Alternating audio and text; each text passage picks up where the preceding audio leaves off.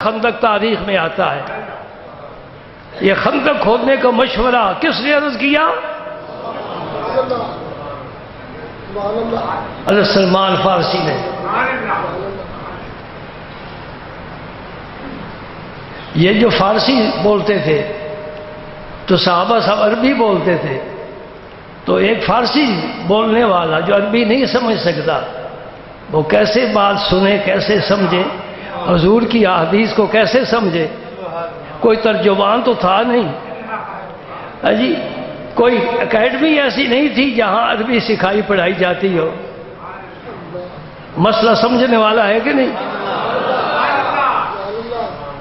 جبریل امین تو صبح شام حاضر ہوتے تھے نا۔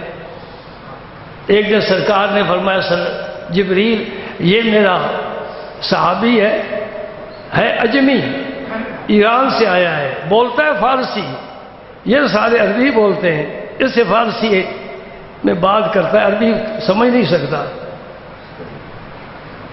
تو حضرت جبریل امین نے کیا کیا؟ اپنا لعاب دہن حضرت سلمان کے منہ میں لگا دیا، ساری عربی یاد ہو گئی، عربی بولن۔ ایک دفعہ آپ کو پھر سبحان اللہ کہنا پڑے گا۔ حضور نے دعوت نامے لکھ کر مختلف بادشاہوں کے نام، یہ ایران کے نام ہے، یہ رومی بادشاہ کا نام ہے، یہ حبشے بادشاہ کا نام ہے، وہ لکھ کر تو ایک ایک صحابی کو دیے، فرمایا گھوڑے پر سوار ہو جاؤ اور اس بادشاہ کو میرا خط پہنچا کر لاؤ۔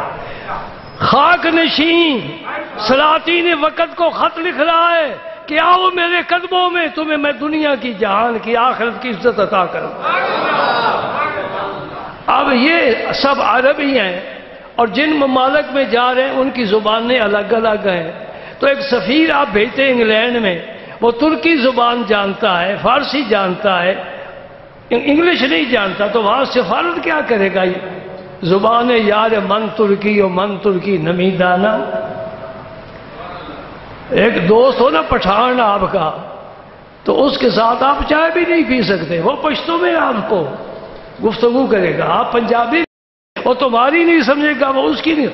ہمارے پاس ایک قاری صاحب پڑھاتے رہے تھے، نابینا جیلم کے تھے، فوت ہو گئے، اللہ تعالیٰ ان کی رحمت فرمائے۔ جو اب ہیں قاری، اللہ ان کی عمر دراز فرمائے، کہیں یہ بھی نہ فوت ہو جائے، اللہ ان کی عمر دراز فرمائے، تمہاری بھی، تمہارے بچوں کی بھی خیر ہو، تمہارے دوستوں بھی کی خیر ہو، دنیا اچھی ہو تمہاری، آخرت اچھی ہو تمہاری، اللہ راضی، اللہ کا رسول راضی ہو۔ بس بھائی ہمارے پاس تو یہی خزانہ ہے جو ہم لٹاتے ہیں۔ آپ سن رہے ہیں، ایک ایران کی سرحد پر پہنچا، ایک حبشے کی، ایک روم کی سرحد پر پہنچا، زبان جانتے نہیں، آگے گھوڑے جا رہے ہیں، کیسے بولیں گے؟ اللہ کی قدرت دیکھو، میرے نبی کا معجزہ دیکھو۔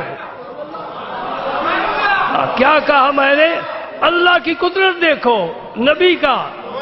ہم الگ الگ نہیں کرتے، الگ الگ نہیں کرتے، ایک بھی نہیں کرتے، دو رکھ کر ایک سمجھتے ہیں۔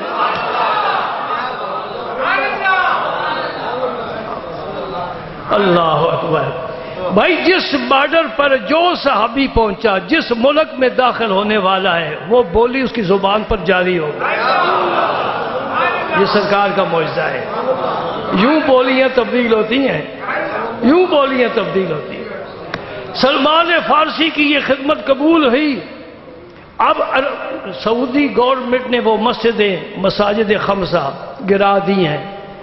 سرکار کی جہاں خیمہ لگا تھا وہاں ترکیوں نے مسجد بنائی، اور جہاں حضور نے فرمایا سلمان فارسی بھی خیمہ میرے قریب لگائے، وہاں بھی مسجد بنی گئی۔ اور سرکار نے جو اعزاز بخشا اس کتاب میں موجود ہے۔ کیا بخشا؟ سلمان منا اہل البیت، بھائی سلمان تو میرے اہل بیت میں سے ہے۔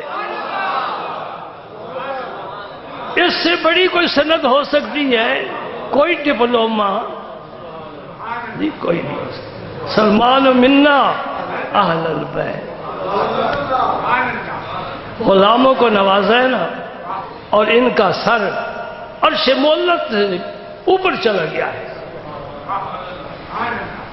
سبحان اللہ۔